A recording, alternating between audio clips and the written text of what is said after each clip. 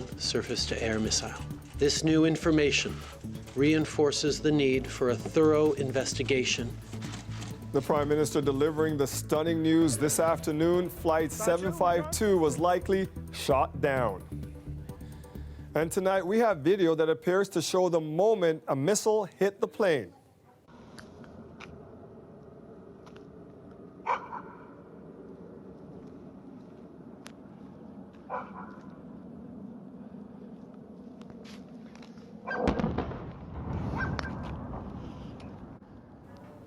This is video verified by the New York Times. CBC News has not independently verified the recording.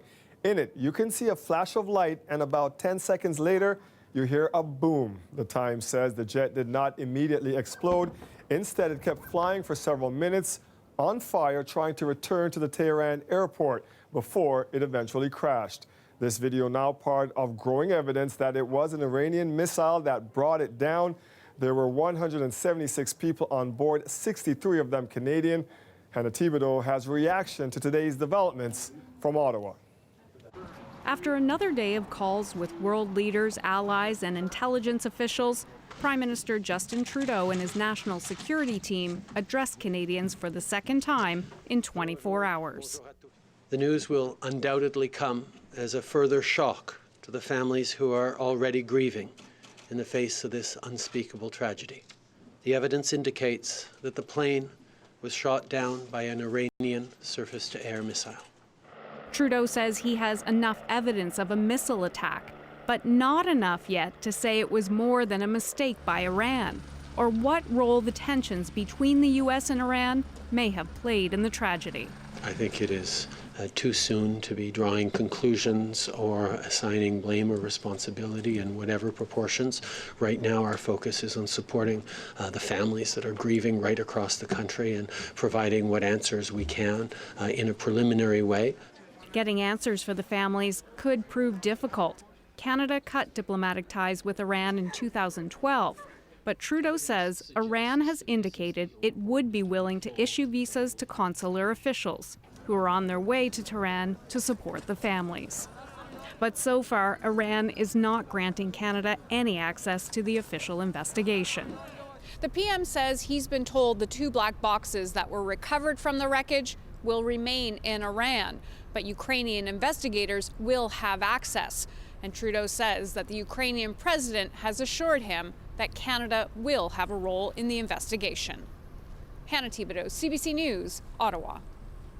And as the dramatic new details about what happened to the plane came to light, memorials were getting underway for the many victims of the crash who were from here in the GTA. Shannon Martin joins us live from one of those vigils at Mel Lastman Square in North York.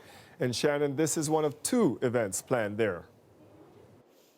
That's right. So things are starting with a candlelight vigil. Just over here on my shoulder, you can see a crowd is gathering there just closer to Yonge Street. Things will go on with some speeches and the candles for about half an hour before things move inside. We're told the mayor will be arriving and going to the event at 6:30, but also just so many people from the Iranian community and others wanting to show their support. All day long they come, bringing small comforts from home. She may not have any close connection to those on board, but she felt compelled to be here. I feel so bad, so bad, so bad. There's nothing different between that family and me. Nothing, really, nothing. This man lost a friend, his former co-worker Parinaz Kajanouri. She and her husband were both killed in the plane crash. I feel very sad, very frustrating, and I still cannot believe this beautiful life, innocent life, they are gone like that. At schools across the GTA, solemn reminders of the young lives lost.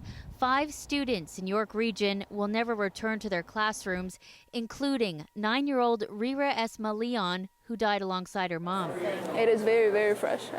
The president of York University's Iranian Student Association says the school's close Iranian community will come together at a memorial tomorrow. We are far away from them, but that doesn't keep us away. Our hearts are still beating at the same beat, and then we all feel very sad for this accident. Back at the vigil, the organizer says while so many still struggle to process what happened, their grief is only compounded by the latest news that the plane may have been shot down by an Iranian missile. We don't forget our friends, our loved one, and doesn't matter Iranian, Canadian, Ukrainian, Swedish, any. We gather here in solidarity to show our love message and to show our condolences with the families that they lost their loved one. Dwight, that's what we heard from so many people today. They just want to do something to show that support. So we are hearing about more memorials, more vigils being planned in the coming days. Tomorrow, as you saw in the story, York University is holding an event at noon there on campus as well. York Region is actually teaming together with the city of Richmond Hill. They're planning an event on Monday evening. Dwight. Thank you, Shannon. Flight 752 was scheduled to make its first stop in Ukraine, and tonight that country continues to mourn the loss of so many people. Chris Brown has just arrived in the capital, and as he tells us, the Ukrainian government is walking a fine line as it tries to get to the bottom of what happened. This is Borispil Airport here in Kyiv, where a memorial of flowers and photographs and candles has been growing ever since this tragedy happened. People have been coming by here for the last 48 hours, including Ukraine's President Vladimir Zelensky. He left some of these flowers. Zelensky had a national TV address today where he told Ukrainians he would ensure that they get answers and that the investigation will be transparent. Of course, that was before the stunning revelations earlier today that it was in all likelihood an anti-aircraft missile fired from the ground that knocked the aircraft out of the sky, killing all 176 people on board. Zelensky spoke to Canadian Prime Minister Justin Trudeau and afterwards made a social media post expressing his condolences for all of the Canadians lost, but notably he did not make any mention of the missile allegations because they in fact put Zelensky in a very difficult position with Iran. Right now there are 45 members of the Ukrainian government in Iran taking part in that investigation, and Zelensky has promised Ukrainians that he will make it as transparent as possible, including getting the results of those black boxes showing the final moments of the aircraft. So clearly he's trying to walk a delicate line, not angering the Iranians too much. Among the people who we've seen come today, just heartbreaking moments. The father of one of the pilots of the aircraft, he came here and he told us that his son was great, his son belonged in the sky, his son loved to fly, and he's going to miss him terribly. Chris Brown, CBC News in Kyiv. Two of the crash victims are being remembered tonight for their academic work and ability to bring out the best in others. Zainab and Mohammed Asad Lari ran an academic club for students specializing in science, technology, engineering, and math. The brother and sister team were mental health advocates for students working in the demanding field. As Alicia Hassan reports, many are struggling to come to terms with their loss. She was a scientist from the beginning, especially the questions she asked. A lot of students might ask, is this question going to be on the test? Whereas she would be asking questions like, why does this process work? And why doesn't it happen this way? And she was always asking why. Now, anyone lucky enough to have met fourth-year biology major Zainab Asadi Lari or her scholarly brother Mohammed are left asking why them. This is where she used to sit. I always thought she was the kind of student who would either make it to med school or something like that, and she had that personality in her. Zainab followed in her older brother Mohammed's footsteps. He was a doctor as well as a PhD candidate. Because the whole point, and he was more than just his impressive resume. His colleagues say his legacy will be measured by all of the students he inspired throughout his life. Mohammed Asadi Lari encouraged many to think beyond their microscopes, like Ahmed Hassan. And he saw potential in me that frankly I didn't. He inadvertently is the reason I'm doing a PhD now, which was something I dreamed of. When did you find out? Yesterday. I was actually in the middle of lab work. I was like, all right, I'm gonna be in there for a little bit. And then I pulled up my phone just to aimlessly scroll on social media, and then I just saw words that I did not feel I should be reading. Rest in peace. My friend Mohammed Asadi Lari was on this plane. I was just reading those words and I was like, this can't be happening. This guy just started yelling, no. Yeah, that really, it kind of hit me like a truck. Yeah. It makes you think of how there's more to life than the lab. It kind of opens up your eyes, makes you step back a little bit and look at your life in general. As professors, one of our greatest joys is watching students pursue their dreams and fight through adversity and reach those dreams. And it makes me immensely sad that Zainab won't have the chance to do that. It's a huge loss for academia, and we learn so much from each other in this global campus. And whenever that is diminished in some way, it's a huge loss for everyone, not just those scholars, because you lose the opportunity to learn from each other.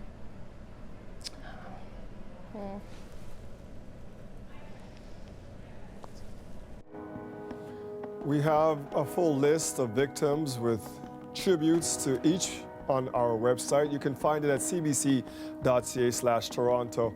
We will, of course, have more coverage of the crash for you coming up a little later in the show.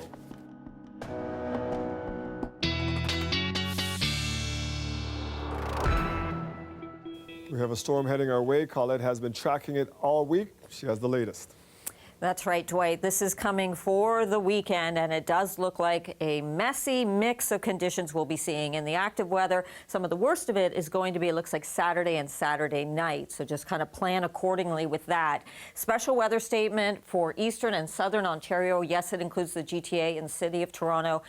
Mix of heavy rain, freezing rain, ice pellets, snow, the potential for all of those things. I would expect of all of these, the thing we're going to see for certain, the closer we are to the lakeshore, so in the city, through the GTA, the North Shores of Lake Ontario, is going to be the heavy rain and some strong winds. But there's this other icy mix that's going to move in at some point as well, and certainly into cottage country too. So watch how things play out. We have much milder air that's pushing our way. Our temperatures are going to soar about 10 degrees above seasonal as we go into Friday. So temperatures even rising overnight tonight. Friday, if there's a day to even possibly enjoy the mild air that's moving in, it would be tomorrow, because showers will be somewhat spotty in nature. At times drizzle and they'll let off, but then that rain gets heavy Friday night into Saturday, especially through the day Saturday. There's that heavier rainfall potential. On the backside of that, as that cold air works its way in, that's where we get into some freezing rain and ice pellets. So the heavy rain on ground that's already frozen,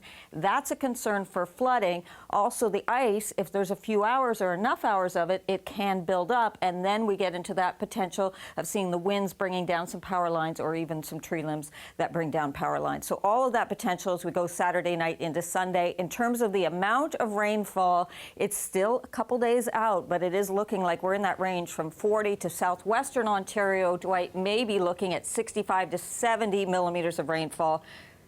Mild air is coming in, but it is coming in with a bit of a vengeance here. We will check back with you a little later. Thanks, Colette. Sounds good. 2 more teacher unions are vowing to ramp up their work to rural job actions next week, with one even threatening to start rotating strikes. So is it time to start looking into emergency childcare? Mike Wise is following this for us tonight. Mike? Well, Dwight, certainly something to follow. We don't know exactly yet how this will all be rolling out. The union is being very cagey, saying it hopes it can reach a deal to prevent that threat. But today, the head of the Elementary Teachers Federation, which represents teachers in public elementary schools, said as of next week, its members will stop supervising extracurricular activities. That means no more after-school sports, no planning assemblies. But even that job action could be short-lived. If we don't have a deal by January the 17th, Friday, January the 17th, on Monday the 20th, we are going to implement rotating strikes across the province. That, of course, is what the high school teachers union has been doing. Most recently yesterday, a one-day strike in Peel region. Now, the difference here, though, is that was high school students. These are elementary students that be affected. The union says if it gets to that stage, it will provide parents 5 days notice so that they can make alternative plans. But even then, it won't say if it's going to target certain schools, certain boards, or if the strikes will last 1 day, 2 days, 1 week. Now, Education Minister Stephen Lecce put out a statement criticizing the unions for escalating their job action, saying, in part, union leaders promised that their escalation would not impact students and their learning. Regrettably, they have again broken that promise. Now, Sam Hammond, the head of ETVO, says The union had no choice, that they just weren't making progress, but that he wants to return to the bargaining table as soon as possible. Meanwhile, talks with another teachers' union broke down today. OECTA, which represents Catholic teachers, now says its members will start their own job action starting Monday, cutting back on administrative duties like completing report cards or supervising standardized testing. And Dwight, those are kind of job actions that were already underway in the public boards. Parents got to pay attention. Thank you, Mike. Thank you. If you are still carrying around one of those cracked and crumbling old red and white Ontario health cards, the government says time's up. Queen's Park has set July 1st as the date. The cards will no longer be accepted. There are still 300,000 of them in circulation, even though the government first announced the cards would be phased out more than a quarter century ago. The health minister says the old cards are more susceptible to fraud than the newer cards, which feature a photo and a signature. Still ahead, the Maple Leafs take their practice outdoors to the fans, plus Toronto's push to go green on our roads. All the experts tell us that if we want to get off fossil fuels to solve the problem of climate change, we need to basically electrify most of our economy, including transportation. How the city plans to boost electric vehicle ridership after the break. The weather update is brought to you by Train, the most reliable heating and cooling brand. It's hard to stop a train.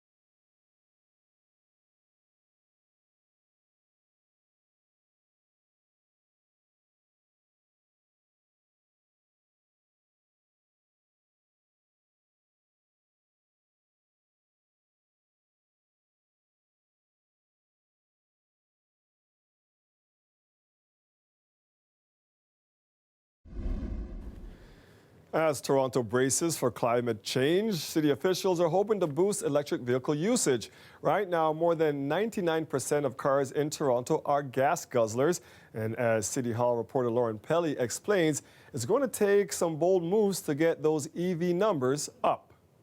Here we go. When Marwan El Asfahani starts his car, it barely makes a sound. For the Leslieville resident, it's a daily reminder that his electric ride is keeping one more gas guzzler off Toronto's streets. I save about $550 approximately a month on gas. I pay about $22 in extra electricity a month on my car from my charging. Owning a Tesla means he also gets to enjoy a touchscreen control deck and in-car karaoke. We're far from the shallow now. But those bells and whistles aren't why El Asfahani bought an electric car. Eventually, this is going to be the way to go, and I want to get involved in doing my share for the environment. The city is hoping more people follow his lead. A new electric car strategy calls for Toronto to go gas-free by 2050. But right now, only around 6,300 Toronto drivers are using electric cars. Officials hope the city can handle at least 220,000 plug-in vehicles by the next decade. All the experts tell us that if we want to get off fossil fuels to solve the problem of climate change, we need to basically electrify most of our economy, including transportation. The strategy says making that happen means calling for more support from higher levels of government, like financial incentives for people who make the switch. In Ontario, the Ford government scrapped a major rebate, and some advocates say that's stalled electric car sales.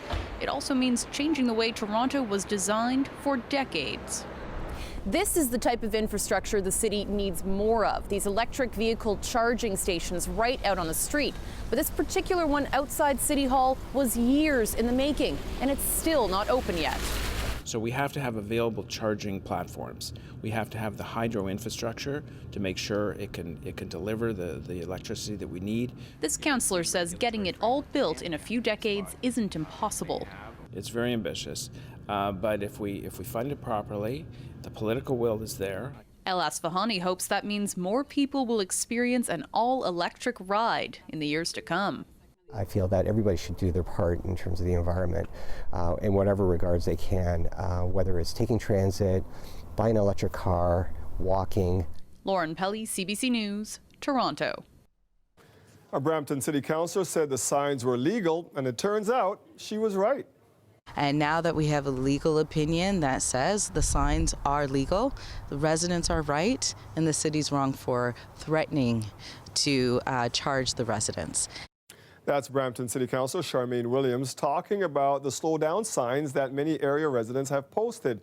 The dispute started last August when Williams distributed 500 signs reminding drivers to slow down in school zones, but some residents who put up the signs got a visit from bylaw officers who told them they could face fines. In some cases, the signs were removed by city officials. Williams is now calling on the city to apologize to residents. After the break, we return to our top story tonight. You are looking at our nation's capital, where a vigil for Canadian victims of the Iranian plane crash is on the way. A similar one is about to begin here in Toronto at the North York Civic Centre. We'll take you there next.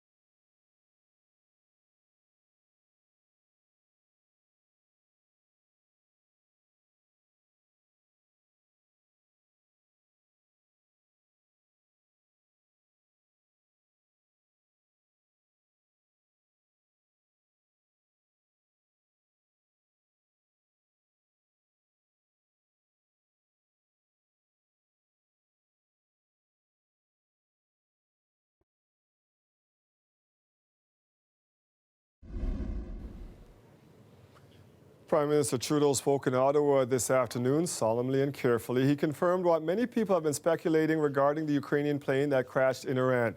But he also says it may well have been unintentional. Everyone on board the plane was killed, including 138 people traveling to Canada, 63 of whom were Canadian citizens. Trudeau says Canada is calling for and wants to be part of a credible investigation into the crash. He was asked several times if he blames the Trump administration or the Iranian regime. He would not answer those questions. With intelligence now showing Iran shot down the Ukrainian passenger plane, possibly accidentally, ongoing tensions between the U.S. and Iran may ramp up. Katie Simpson has more. New video shows the moment the plane was struck. Intelligence officials believe this is the aftermath of an Iranian missile striking a Ukrainian passenger plane shortly after takeoff in Tehran. It has nothing to do with us. It was flying in a pretty rough neighborhood, and somebody could have made a mistake. President Donald Trump called the crash tragic, with all signs pointing so far to this being an accident. It'd be an outrage if true. What I would do if I were the president, I'd reach out, send my condolences to the Canadian people and to the Prime Minister, and try to rally the world around the idea that we shouldn't accept 40 more years of state-sponsored terrorism. We're not the bad guy here, it's the Ayatollah. The apparent strike took place shortly after Iran fired 16 ballistic missiles at U.S. military bases in Iraq. American news networks say the errant missiles likely came from Iran's anti-aircraft missile system, which was operating after that launch. Tehran targeted U.S. troops in retaliation for the American decision to kill Iran's most powerful military general in a drone strike. In our view, the administration conducted a provocative, disproportionate airstrike against Iran, which endangered Americans, and did so without consulting Congress. Washington is divided, mostly along partisan lines, over the escalating tensions in the Middle East. Democrats are trying to limit the president's military options through a resolution in Congress, though it will likely be defeated in the Senate. What happens next could largely depend on what investigators discover about the crash. American authorities have now been invited to help out in that investigation after Iran originally rejected offers of help. Katie Simpson, CBC News, Washington.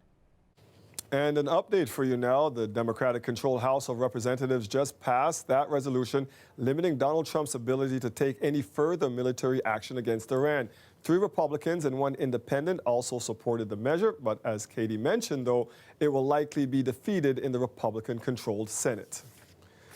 Back here, for many families, now begins the incredibly painful journey to Tehran to identify the remains of their loved ones. Last night at Pearson Airport, CBC producer Simon Dingley spoke to one Toronto man who lost his wife in the crash. Here's their conversation. Tell me a little bit about your wife. She was an angel, you said. She was a chemist. She saved my life. I lived because of her. I was married to her for 10 years. Very short 10 years. I don't know. I lived for her. And what was she doing over in Iran? Was she living? Visiting her mom. She worked here. She took 3 weeks off to visit her mom and her sisters and come back. I spoke to her on WhatsApp 20 minutes before the plane took off, and she wanted me to assure her that there wasn't going to be a war. And I told her not to worry. Nothing's going to happen. She said, okay, they're telling me to turn off my phone. Goodbye. That was it. And just so I'm clear, when she posted the selfie on Instagram, what was she trying to tell you? She was saying that she's leaving, but she's worried about the people who she's leaving behind. Because she's gone now, but we're left here to suffer. Did she have any indication the plane was going down? She knew, yeah, she knew. Well, look at her face, look at the poem that she wrote. Tell me again what it says there. I'm leaving, but It's what behind me worries me. Behind me. I'm scared for the people behind me. And the last line, my Farsi is not so good, so I don't know what it means. What's going through your mind tonight, sir? I wish I didn't exist right now. I'm so sorry. Thank you. Incredibly difficult conversation there. Vigils are being held around the country for the victims of the plane crash, including here in Toronto. Kelda Ewan joins us now from inside the North York Civic Centre. And Kelda, a vigil is starting there now. Yeah, it just gotten started about 2 minutes ago. The music is playing and the room, it is jam-packed. I was here about half an hour ago when there were just a few dozen people, but now it's standing room only. A lot of people from the Iranian Canadian community are here. It is a very close-knit, very large community, about 100,000 people. And I am joined here by one of the organizers of tonight's vigil, Puyan Tabissinajad. And Puyan, thank you for joining me. How has this impacted this really tight-knit community? Absolutely. I think it's just been a shock for a lot of Iranian Canadians. There are 300,000 Iranian Canadians all over Canada, and as you mentioned, 100,000 in Toronto alone. And I don't think there's one person who doesn't know somebody whose family or friend was family member or friend wasn't on that plane. I think really we're all in shock. The past 24 hours have been a whirlwind for Iranian Canadians. Firstly, many Iranian Canadians like myself were glued to the television, watching if there would be war in Iran and how that would and thinking about how that would affect their friends and family in an abstract sense. And then soon after we got that tweet from Donald Trump that said all is well, and we kind of breathed a little bit of a sigh of relief, but that relief only lasted for less than an hour or so, and then almost immediately afterwards, we got this horrible news that there was a plane crash, and news has just been getting worse since then. We've learned just more and more over time that the vast majority of those individuals, the 168 who were killed, were from our community. Why it's important for the community to gather here tonight, and for those who are outside of this community to come together, and what can we expect tonight? Absolutely. I'm glad you mentioned individuals from outside the Iranian Canadian community, because there are many people here who are from outside, and that's very touching to me too. It's not only touching to see the Iranian Canadian community come together in such a great way, but also to see the support that we're getting from the rest of our greater Canadian community, and it is really touching. And the reason it's important is because, like I said, Iranian Canadians are going through an extremely difficult time right now. We're really just bad news after bad news. Looking at Iran, worrying about possible war, and then having that war come to so close to home with the crash. So events like these are extremely important for the Iranian Canadian community and come together with the greater Canadian community to come and mourn and to develop a shared understanding of what is a very complex and difficult to understand. Absolutely. Thank you so much for talking to us. And I spoke to some others who are here today before this event got started, and a lot of them do say that it's a very tight-knit community, and even if they didn't, the Iranian community, a lot of people knew the victims. If they didn't know the victims, they know someone who did, and here's what one of them had to say. It is very, very, very strange that everybody is somehow affected. Like when I look at people among my friends, somebody says, "Oh, she was my classmate," "Oh, she was somebody close to him, a neighbor," or so it's really unfortunate. It's really sad. So as you can see, the vigil has gotten underway. There are candles and flowers on the table there.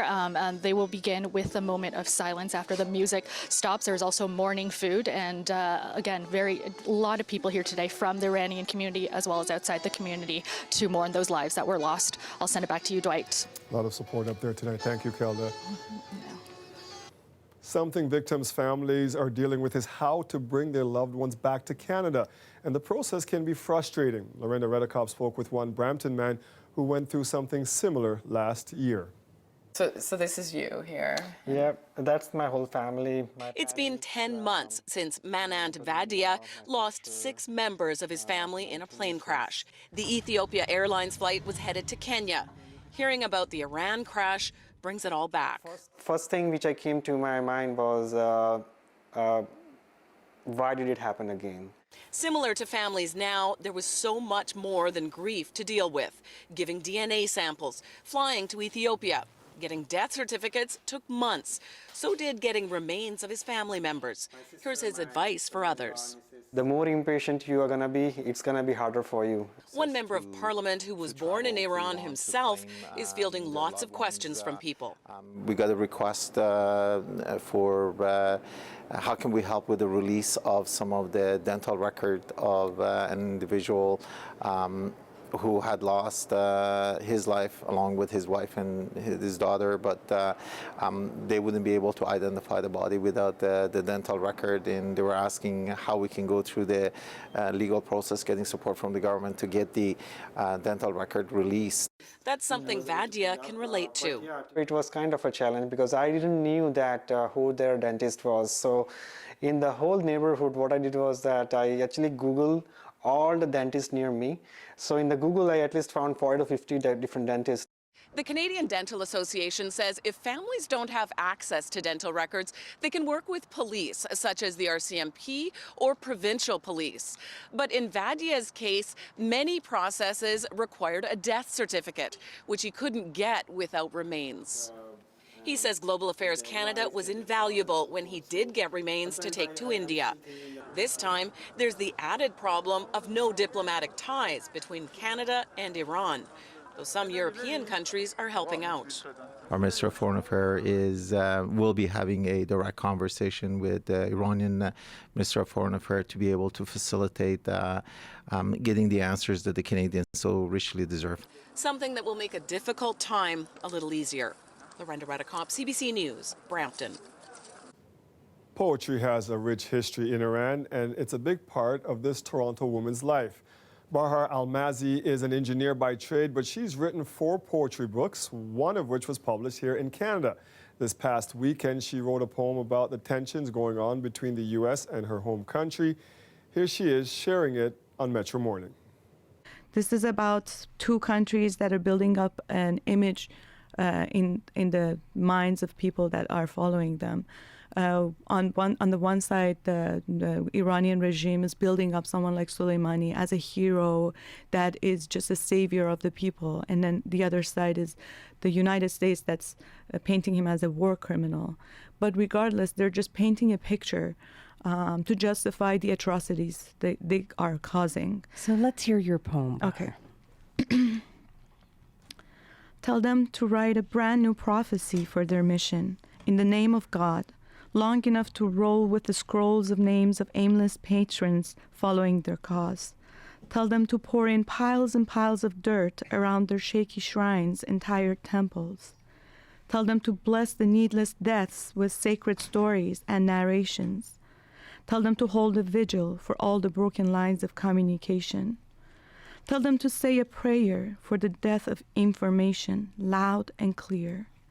Every spring and every autumn, tell them to fertilize their lies and to banter that beneath this fruitless garden lies a greatly bounteous fountain that rewards whoever is silent. Tell them to spill water for luck and fortune behind the wings of every dove that rises above this earthy sky and injured soil, and all the birds that flee away from border to border. Count their lives and order as many young brains left as needed for the tyrant king to feed it to the snakes that grow out of his shoulders. Follow with a praise and a prayer for the olden years. Make the scroll as long and empty as possible, enough for us to sign our names in, enough so no one ever counts how many of us condemned it. If you'd like to hear more from the vigil happening tonight at the North York Civic Center, you can tune in for yourself. Find the live stream on the CBC Toronto Facebook page. Stay with us. We'll be right back.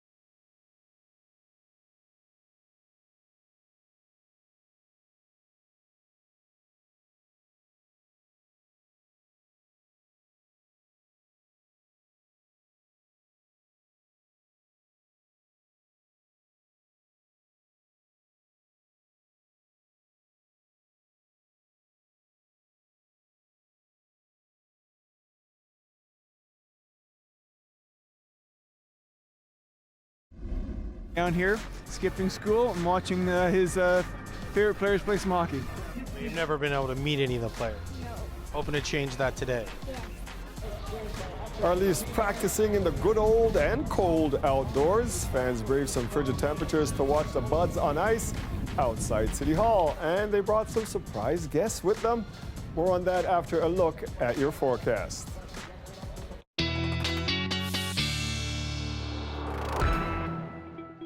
And it's a good thing they were outdoors today and not on the weekend. You are making a very good point there, Dwight. Yeah, things will not be the same. One problem is going to be just how mild it will be. So we're not going to see too much of that ice sticking around, except we might add to it as the system moves through and we start to get into some freezing rain and ice pellets. Confusing? Let me break it down for you. The special weather statement I was mentioning earlier in the show, and we've been talking about this week since Environment Canada issued it back on Tuesday. So heavy rain for the GTA, 40 to 50 millimeters. The special weather statement, though, covers eastern Ontario all the way back to southwestern Ontario and well up into cottage country. Late Saturday looks like when we will see that changeover, so that mild air will finally move out, and then we get into some very nasty conditions, very slippery on the roadways, especially any untreated roads or sidewalks and that kind of thing, especially as well if we get some buildup of some of that ice. The current temperatures, they're actually on the rise, so it's 3 degrees in Windsor. We're at -3 in Toronto, but that temperature is going to keep going up overnight tonight. So this is air that's coming up from the Gulf, but it's bringing a lot of moisture up along with it. So it works its way in overnight tonight with some spotty showers and drizzle.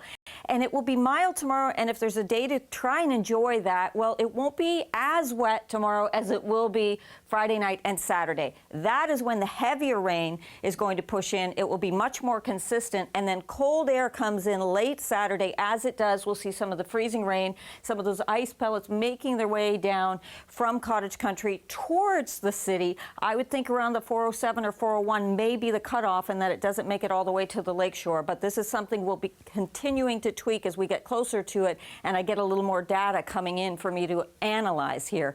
Ice accretion, the potential for some buildup here, which becomes a problem with strong winds, that risk of bringing down power lines. We could see some significant amounts, even 20 millimeters, possibly, okay, towards Kitchener. Now, there are those temperatures, 8 degrees Friday, Saturday as well. Then the cold air moves back in for the second half of the weekend, but I think we'll be able to, in other respects, take a bit of a breather on Sunday.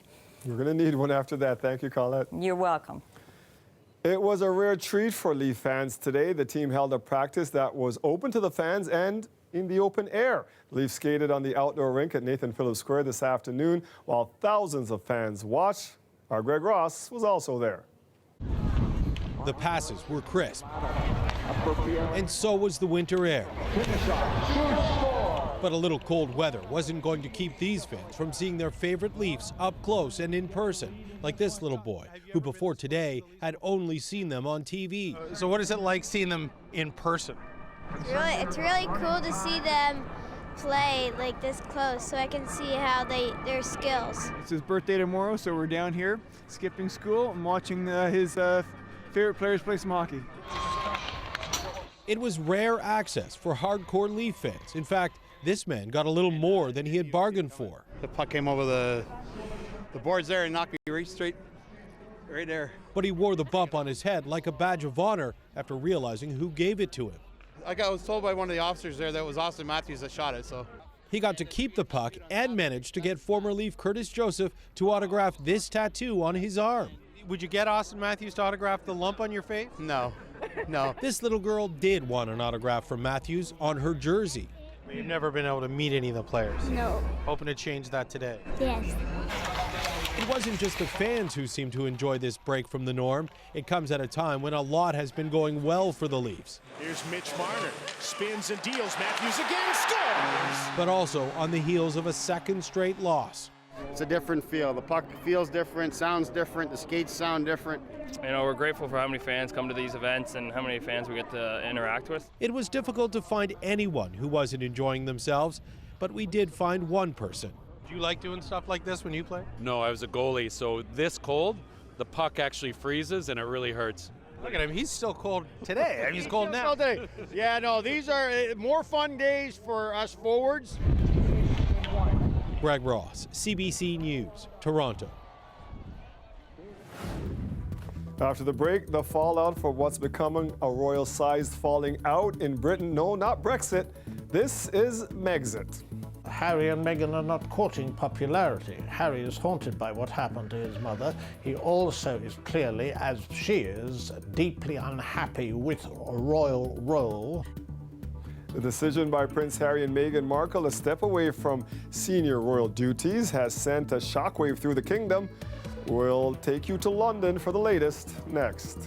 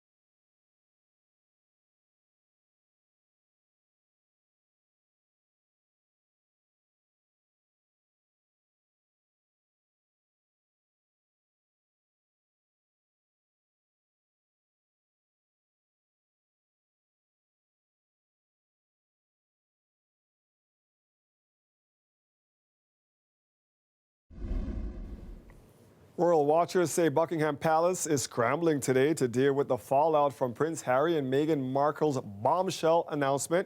Yesterday, they told the world on social media that they're effectively resigning as senior royals. Unconfirmed reports say the Queen asked Harry not to issue the statement, but he went ahead anyways. Renee Filipponi has more now from London. It was a visit that looked like the kickoff to a new year on the job. But Tuesday's trip to Canada House looks more like a goodbye. In a surprise press release, the couple said, "We intend to step back as senior members of the royal family and work to become financially independent, while continuing to fully support Her Majesty the Queen." Harry and Meghan will split their time between the UK and North America, perhaps even Canada, a country they both have connections to and visited recently. Harry and Meghan are not courting popularity. Harry is haunted by what happened to his mother. He also is clearly, as she is, deeply unhappy with a royal role. UK media are reporting the move came as a surprise to the royal family and that they are angry and hurt. Buckingham Palace is calling the decision complicated and that it will take time to work it through. I see them now, to some extent, as setting up a kind of rival royal court or institution away from things, which frankly never really works because, you know, as I say, the main job of the royal family is to support the monarch, whoever that happens to be. It's been a tough year for the couple, who have felt attacked by the media and are fighting back in lawsuits. During an interview on a trip to Africa, Meghan opened up about how difficult things have been. Reaction to their decision on the streets of London is mixed. The kind of scrutiny and kind of the way that the media was portraying Meghan Markle, I can see why they would feel the need to step back. I just hope they can fund themselves for their new ventures in life rather than from the public purse. And it seems some are more than ready to show the Sussexes the door. Their wax figures are already gone from the royal family display at Madame Tussauds. Renee Filipponi, CBC News, London. We head back in time after the break to when there were no female firefighters in Toronto. That is until Diane Oland blazed the new trail. How'd you feel when you got up this morning? Oh, scared, but looking forward to it at last. Throwback Toronto is next.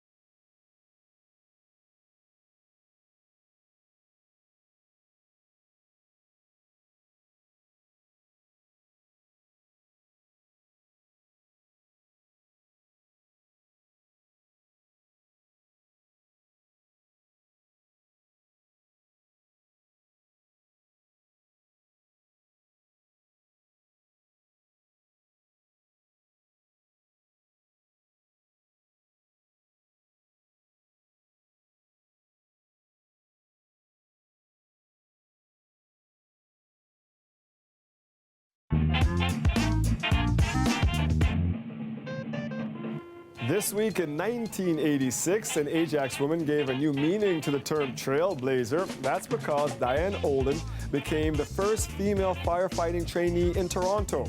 Say, how'd you feel when you got up this morning? Oh, scared, but looking forward to it at last. I got good vibes from just about everybody. I think everybody's in the same boat, so, you know, they just feel like I'm one of them as well. Oland passed her written test but had failed her first physical test, so she trained and passed it the second time around. You have to be in good physical shape because you have to be able to carry a lot of heavy equipment and move ladders and pull hoses. Well, I know one ladder weighs 70 pounds. Oland became just the third female firefighter in all of Canada at that time. 3 years later, Oland was being featured prominently on posters. By then, the number of women on the job in Toronto was 3. It's a little bit lonely sometimes. So we've only got 3 women firefighters, although we have other women in the force or on the department, but only 3 are firefighters, so we don't see each other very often. Today, Toronto Fire says 9% of their staff are female. That's about 290 firefighters.